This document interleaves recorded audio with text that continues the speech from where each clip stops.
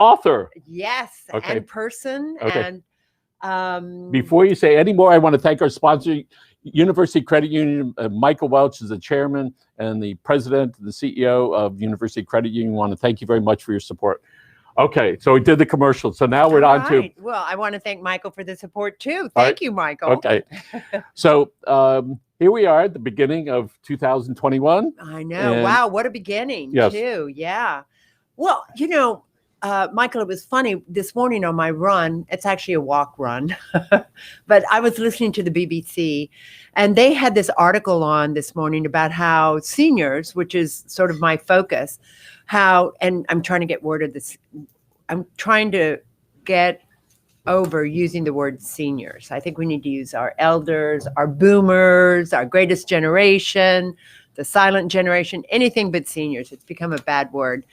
But they were talking about how the greatest generation, the silent generation, which is the in-between group sort of sandwiched in there, have not really been as depressed as most other people in the world. And of course, we're really talking Europe and the United States. I mean, in Africa, they're just trying to get food still. So let's look at it. So somebody and I have family members that went through World War II in England.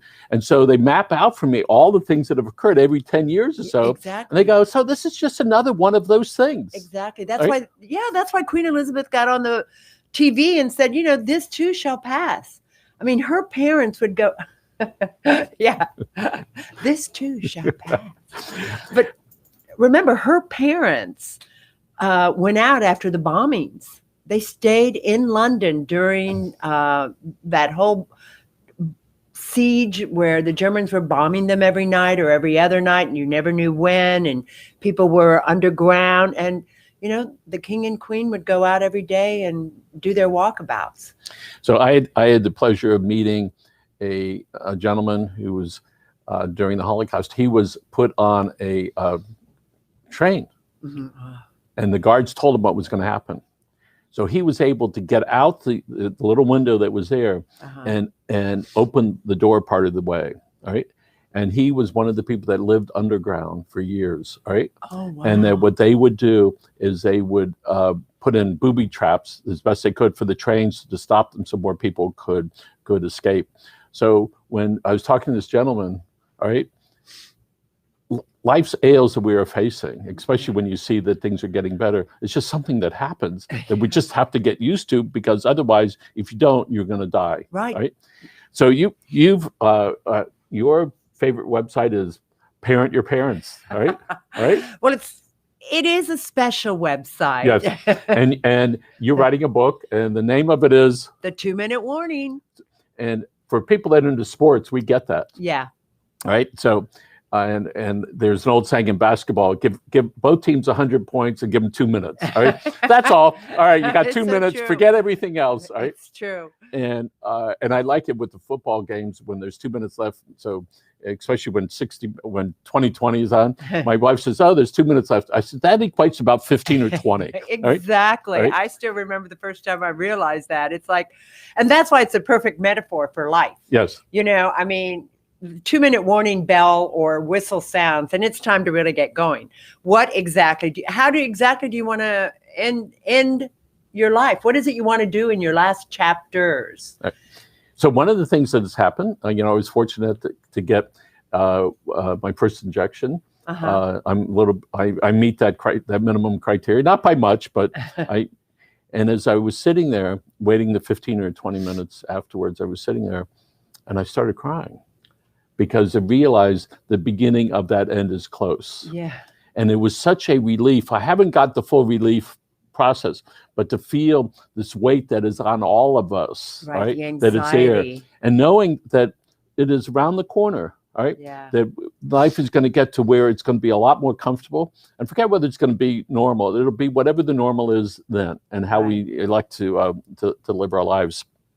So tell us about when you think you're going to wrap up your final chapter, and when it's going to be published. That is the 2-minute warning, folks. Right. Yeah. No. I have finished the book. I am on Draft number 3, I spent last year in workshops, having other people take a look at it, give me feedback, better transitions, more stories, what they wanted to hear. And so this is sort of the part where you're really just rewriting. What happens is you go to 45,000 words on paper, then you all of a sudden you're at 40,000, and now I'm creeping back up because I'm writing more. And you came up with that figure 45,000. Why is that? What's the magic because number? That's that makes about a 200-page book. Mine's a prescriptive book. So I'm so happy all of you are out here watching me, because when I finally get an agent, I can say, yes, I have a platform, because I know every one of you is going to buy this book. Right, Tommy? Yeah, you're going to be at the head of the line, correct? So right behind Michael. Yes, right. Yes, I'll be there. I expect a signed copy too, with my name, not like Uncle Bob, Yeah, and Mitch Pressman, who was here yesterday with or was it this morning with Dr. Perez? I expect him to have a signing for me. Right. I haven't even talked to him yet. Right. So one of the things that a lot of people want to write something about themselves or their experience. So what's your suggestion to somebody who says, I want to write something, it's a page or two, I want to express myself and I want more people to know about my experience and how I interpret that. So what is your suggestion for them to start their journey? The Nike swoop. Just say it again. The Nike swoop. Just do it. Just do it. People have told me, not because of what happened to my parents, but just because of my life living all over the world, et cetera, et cetera. Oh, you should write a book. You should write a book. And so I'm like, who would care about my life? But it turns out that that's called the imposter syndrome. You don't know who would care. So why don't you try it? So as you were writing that, did you have, when you first had the idea, when you looked at that book concept, was it overwhelming for you, or did you say, I'm just going to do it one page at a time or one chapter at a time? Well, what I did was I went to Books and Books. I went to one of their classes. Mitch Kaplan? Yeah, right? Mitch. Yeah, I don't know. Mitch Pressman. Sorry, that's the wine guy in Baltimore, Mitch. Okay. I went to Mitch Kaplan's. Okay. One of his, Dana DeGraff was teaching it. And she was the one who said, you just have to do it. And she did little prompts and everything. And there's it's called an essay that we had to read, and it's called, and excuse the language, the shitty first draft. And that's what the first draft is. It's absolutely horrible. But once you get it down, it's like, whoo, phew. And then I've done the second draft, and now I'm honing and really hope to, the hard part is getting a publisher. And I can self-publish, but I really would like to get a publisher. So there you were. You started hanging out with some people that could assist you in what you wanted. Exactly. Right? And then I had to pay for the book and the workshop, but it was well worth the money. And because it was like every 3 weeks, all the workshop people, you're very vulnerable.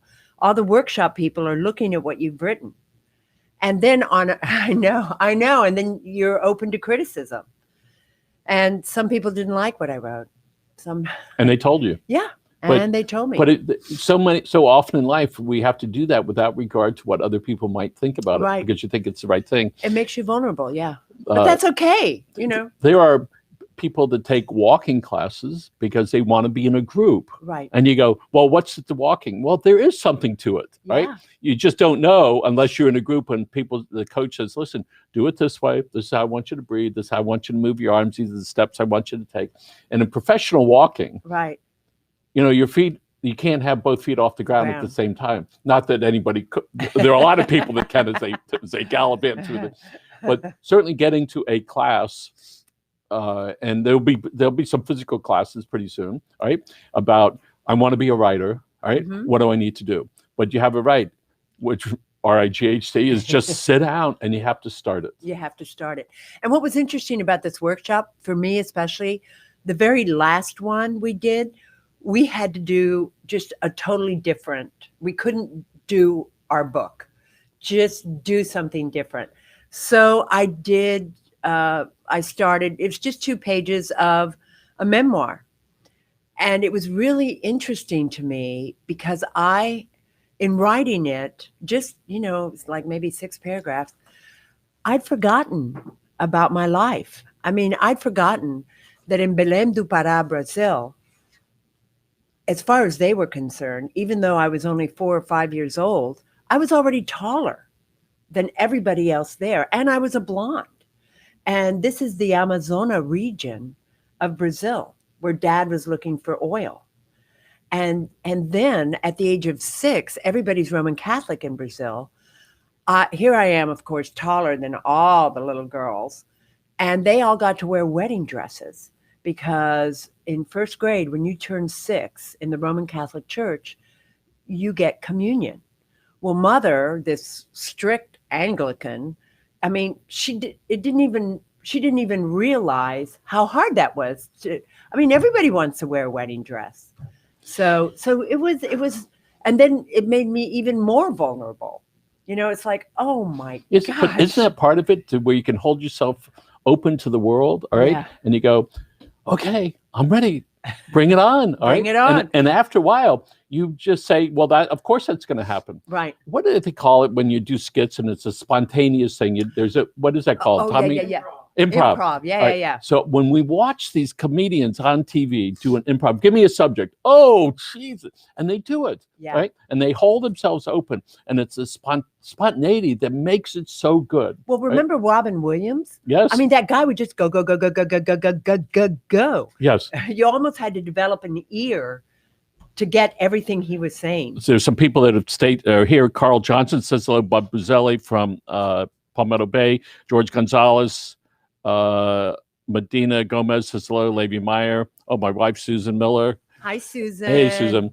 So, and part of this of being spontaneous is Stephanie Lowry is also. Oh, who's it? Stephanie Lowry. Okay. Hey, Stephanie. Okay. Is when you're spontaneous like this, and you can either voice it and record it, or sit down in front of a computer, all right, and start writing, and just write. And just write. Right. So I think I told you about my experience when I was in college. I said to the professor, "Oh, I don't know, I'm having a problem." She says, "Come to my class, special class." And we go to her office. She said, "Here, have a seat." I said, "Where's the class?" She said, "It's right here." And it was 2 desks, one for her and one for the student. And she said, "What's the problem, Michael?" I said, "Listen, I start writing and I got stuck." All right. And she said to me, "Michael, the next time it happens, just stop and start again. That's it, right? Just stop and start again, and put it on pause for a moment." And we use the term, especially reset, right? Reset. And so this is a wonderful time to reset. We have a new year, 2021. We're looking towards the summer, all right? Right. All right. And it looks like we're going to make it to the summer. It does. Yeah. All right. Yeah. And so let's talk about in our 2-minute warning, whether you're 40 years old or 50, or whether you're 19 at the end of your high school, or whatever, 17, and okay, now what? So what are some things that folks can do to feel a little bit more fulfilled? Well, first of all, I think you have to go look in the mirror, and it doesn't matter what age you are, but look at your accomplishments. If you're graduating or are graduating from high school, how fabulous is that? Yes. And I still remember graduating from law school. I was so frigging proud of myself. It was like it set me free. But, college also set me free. There were some stop and starts after college, but every step you make going forward, and there are 2 things that can happen. Either you take a second step, or you might have failure. But in my opinion, there's no such thing as failure, because you just have to pick yourself right back up again. It's that simple. Failure is if you stay on the floor. And look at the 2020 graduates. Look what they had to go through. Oh my gosh, you've gone through 4 years of whatever school you were in, and now you have a Zoom graduation? Really? And look at how people just came out and did drive-bys, and the parents did all this wonderful stuff. My niece and her partner, her wife, They're having their first baby. Well, I'm a little more risky than most, but I flew to Atlanta just so I could do the drive-by for their shower. I mean, it was so, I mean, this is their first baby. And so we persevered. We don't know how we persevered, but we persevered. The chancellor of how do you pronounce it, Tommy? The university out there in Doral, Elbizu. Yeah. Anyway, so he came out and he said, "Listen, high school seniors, you people are going to want college life. You will get it, whether it's this year or next year. You will have that looking forward to that you've been looking forward to for so many years. You got to hang on, right? And you're going to get there. And it looks like it's going to be sooner than later now as we start to Carlos Albizu University. University, yes. Thank you very much, Tommy. And there's so many things that we're looking forward to. So you have the high school students, all right, graduating. You have the college. You have the law school. And you know who's done well in person in college are the historically Black universities. And it's because the incoming freshmen, the sophomores, juniors, and seniors, everybody's like, oh, we get to go out and have a couple of drinks. That's not what we really do, but nevertheless, have a couple of drinks and all this stuff. And the HBCU sophomores, juniors, seniors said, you're not doing that because then we're going to get COVID and then we're going to shut down and you won't have any experience. And they really held the feet to the fire. And I mean, did some people get COVID? Of course, some people got COVID, but overall they did really well and persevered. And I think that's part of what makes us as human beings, all right, to be so strong and the country to be strong is that, yes, we have these adversities, all right, and that we'll get better. 30 years ago, I was out sailing. I didn't know how to sail, all right, did not know how to sail. I get stuck on a sandbar. The Coast Guard comes and pulls me off. It's now nighttime. I'm on a sail boat. Yeah. And you don't know how to sail, let me remind you. So I'm sailing, I'm following the coastline through Key Biscayne to come back in. I find where I'm looking for, all right? And then I wound up not being in the channel, get stuck again. Oh, no. So I'm trying going aground, that's what it's called. Going aground, and I had no shoes. I jumped out of the boat to try to save the boat from smashing up the thing, and the cop sees me. So I yell, who to come get me, all right? Because it was on the water, it was in Gables Estates or Gables by the Sea. And I went back on the boat and I gave up, all right? But all right, I'm going to give up sailing. Okay. On the boat. All right, so you know what? I got back on the boat and the tide took me in. Oh, wow.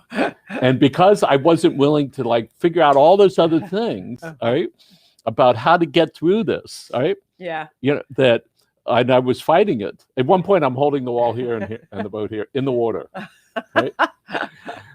Needless to say, I got very infected feet. But the point of all that is sometimes we need some guidance and a mentor, somebody say, listen, here's the pathway to get through this stuff. Yeah. So whoever's providing guidance for our young people and for our middle people and for our older people, we thank you for doing that because there's so many people, they just need a pat on the back, right? And you realize no matter how strong you think you are, when I got that first injection, a couple days ago, and I sat there and just racing over this last year, right? And I think of all those people that work in the hospitals that for all that time they were there wondering, right? And taking care of all those people. What about the essential workers who still went to work? The trash people who still went and picked up our trash. Yes. I think we have a huge debt of gratitude to all those people. I live in a condo and we have, I think, about 300 units in that condo. And in the entire last year, we only had 2 employees who got sick. I mean, we clamped down, masks and all this stuff. But we owe them a debt of gratitude. And honestly, once I happened to be the president of our board, and I talked to our manager and I said, I think once things have died down, that we need to bring the vaccine here. Because I think not just our residents, but our essential workers are every bit as important. And what about the people who have no backstop? I mean, for me to work from home wasn't a big deal But an essential worker, it's a big deal. Unless they show up, they're not going to get paid. Yes. By the way, folks, there's a glass between us, and everybody washed their hands. We took temperatures when we came in the building. Somebody I know sent me 97.4 was mine. who sent me an email, talked about, and he has COVID. He says, I wasn't sick enough to go into the hospital. Oh, And if I would have gone there, maybe I wouldn't have ever seen my loved ones. He says, but I'm at home wondering if my caretaker is going to get it. He said it's a lonely disease, Michael. Yeah. It's a very lonely disease. And as I was reading it, you realize that so many families, have been affected by this. And for those that have been fortunate. The seniors. Yes. The seniors, they were on lockdown. People had to go look at them through the window.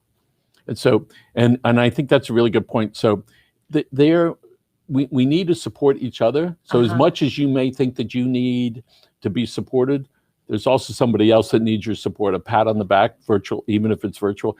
Hey man, thanks for lunch. What do we have there, Tommy? Sushi maki. Yes, we love sushi maki. Thank you, Abe and group. All right. You think Tommy's gonna share that with us?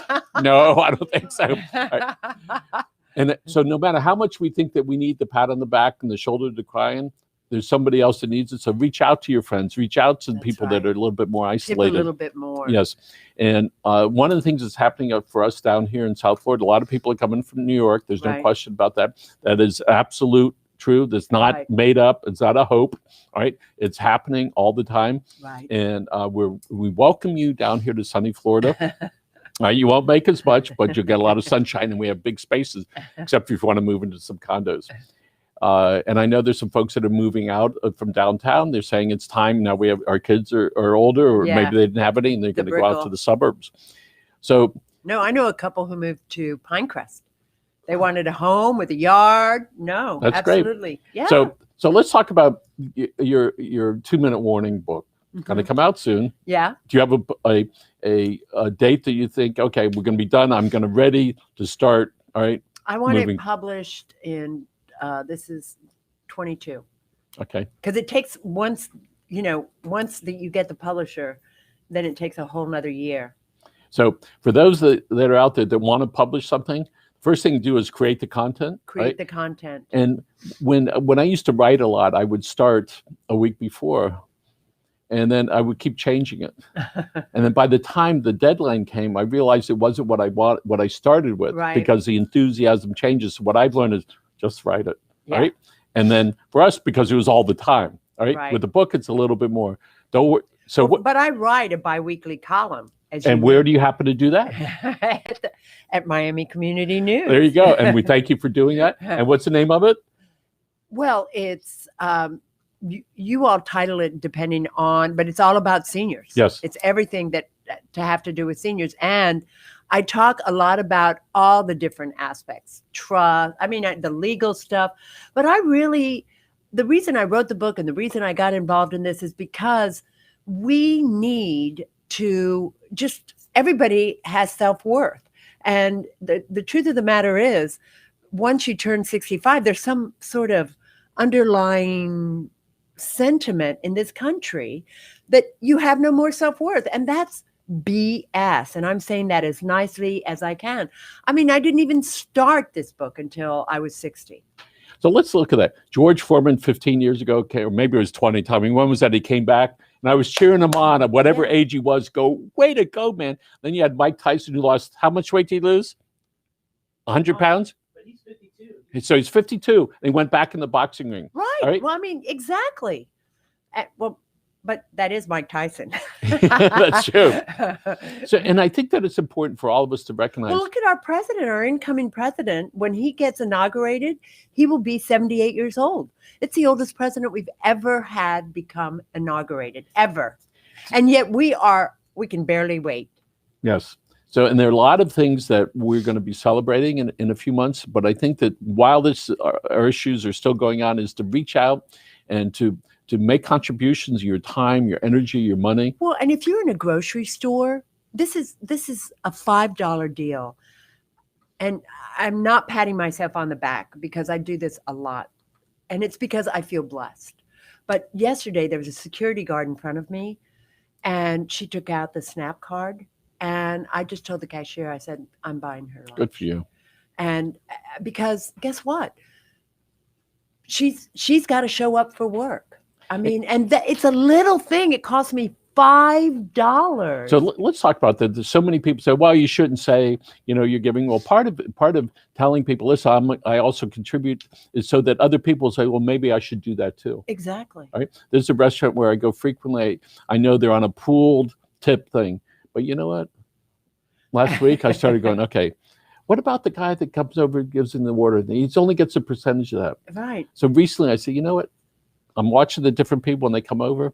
I just give them usually $5. All right. I want to make a difference. Sometimes it's 10, depending on a whole bunch of stuff. Right. No. But part of it is a little bit more. Yes, and that's part of what's going on now. People are there. They're because you can. Yes, and in the old days when there used to be tolls. Yeah. What we used to do, we would pay for the car behind. That was years ago, right? That we used to do that. Well, I had a really bad reaction to a story I heard yesterday. And, there's all these people who deliver to your home and there's these companies that give you the ingredients for you to put a meal together. And the way they get you to sign on is they give you your first 3 meals for free. Well, this couple, she did it first, right? But she doesn't really cook. And so they did the 3 meals and she canceled it. And then he did it and he got another 3 meals for free, right? And now these people have more money than I do. And she's a very good friend. I just said, and you're proud of that? When there are people who are hungry right here in our very own backyard, and you're worried about getting 3 organic meals for free? I couldn't believe it. I mean, I'm like, really? You're really affected by this. I was. Yeah. I mean, why aren't you going and giving those meals to someone else who needs the meals? I mean, I'm almost a little too passionate right this minute, but it did affect me because that's not who we are. And I'm glad you brought that up because there's still plenty of places that people can contribute, whether it's a meal, whether it's money, whether it's their time. All right. And it's important to do this as the country's starting to feel a little bit better. Right. All right. This is the time to come out and support the people. All right. And when you give to people that you don't know, what a great thing that is. Right. To be able to do that. And they never have to, I mean, they say thank you, and that's very nice of them. I get much more out of it than most. So 25 years ago, I was taking a personal growth seminar, and so one of the things that they said, and that's how I learned about the tolls, is when you go to a restaurant, pay for somebody's meal. Yeah. So I'm sitting at the bar at this place, ordering. I don't drink, so it was a Coke or whatever it was, and we ordered some little thing, and I went to pay. This is at the seminar. And the bartender says, somebody paid for that. Well, I still get goosebumps thinking about that. So it was somebody that was there that was watching. I went, what a great feeling that was to do that, totally anonymous. And I'm still smiling. That was 20 plus years ago. Yeah. So folks, try that, all right? Which is pay for that, all right? Well, and also, Michael, I think talk about a little diva here. I went to get my pedicure the other day. And I just tip more than normal. I always tip, but I just tip a little bit more than normal. It's like an extra $3 for someone else is a lot more money than it is to me. And you bring up a really good point because at this time, people's buying habits have shifted. Yeah. So that they don't have, the income is different. It's not the same. Right. Some are more, but most are a little bit less. Right? Exactly. And I used to not be a big tipper for takeout. Well, they didn't do anything. Yes, they did. They're sitting there. They're taking your order, right? They happen to be behind the takeout rather than over here. Yeah. And so I hope that people are during this time they're very giving and very forgiving. But I think they are. I mean, don't you? I mean, I think most people are. What's moving more you today? Generous. Well, I mean, did you know that 3 free meals kind of got to me? It opened you a lot. right? Yeah, I was a little upset about that, but I'd heard that morning, and I think that was part of the reason I didn't just buy that one person their lunch. I bought the person behind me their lunch too. It was like, let me find 3 meals I can buy today. You know, you have to live. You have to live by. If you're demanding it of someone else, you have to demand it of yourself. You used to play tennis, right? Yes. So I did. here's a question for you. You're playing singles, Uh-huh. and that ball is right on the line. I know. And you go, was that in or out? You know, when it's clearly out, it's no problem. When it's close, what do you do? Yeah. And then if you call it in your favor, do you let them win the next one? Do you hit a lousy ball over the net and let them do it? Yeah. Or and so that's so what about that when it's right on the line and you go, no, that was really out, no problem. Yeah, Michael, I almost always try to call it in the other person's favor, and I check myself on it. This is a huge admission, but it's easy to admit with you. When I started taking over my father's finances, you know, money is the big corrupter, or the love of, or too much love of money. And I didn't want to be tempted. So I put my brother on the account. So, because it's horrible to say, but dad had a lot of money. And I just didn't want to be tempted that if I wanted that Louboutin purse, I'd let dad buy it for me. You know what I'm saying? And so I try to live my life by paying it forward.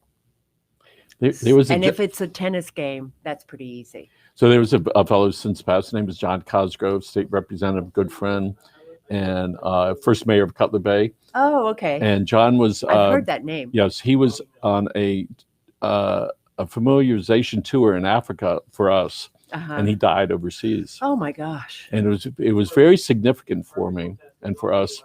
And he used the phrase frequently, paying it forward. Yeah. And we used to make contributions to people on his behalf or through him. And I remember one time there was a young man who was either piano, I think he was a piano player or an organ player. He says, Michael, he's coming to my house for a recital. And he's trying, and could you get him a suit? I said, sure. So he went and bought a suit, whatever it was. So there he is. Now he's all decked out. What a great feeling to be able to do that. Yeah. John treated us tremendous. He happened to be a lawyer also. And he never charged me, ever. Ever. He said, I'm never going to charge you. Right? And it was like, okay, I never had that before. And it really got me to this place of you need to be able to give and to do things because it's the right thing to do. Because it's the right thing to do. There's this one woman, I don't have her permission, so I won't mention her name on air, but during COVID, what she did is she went to, I live on Key Biscayne. She went to the Key Biscayne Community Fund and said, you know, I know you guys need help with the seniors here on Key Biscayne. And she adopted a senior. And she came to me. She didn't know what to do. And she came to me, and I, like John, did everything for this senior legally that had to be done because it had to be done. And this woman took the senior. She moved her in, she found a facility for her, got her on Medicaid. She did everything. And then the senior died. And so within 1 year, she went through all of this, and we're having the memorial service on Saturday. And I didn't really even know this person. And, you know, we belong to some of the same groups, but now I look at her just so differently because that is so, no one knows how hard it is to do that. I mean, that's why I created Parent Your Parents. You know how hard it is because of your father. But having all that processes, and she just every day took a step forward. The woman who just died, her first name was Carol, and held Carol's hand. And you know, so Carol survived COVID. Just not old age. Francis Reaves, by the way, for Francis Reaves, we have 5 minutes left, but I would like you to talk to some person that's listening now about the future and about things that they might want to take a look at, whether they're 18 years old or 88. All right. So here we go. You can look right in that camera. Francis Reaves.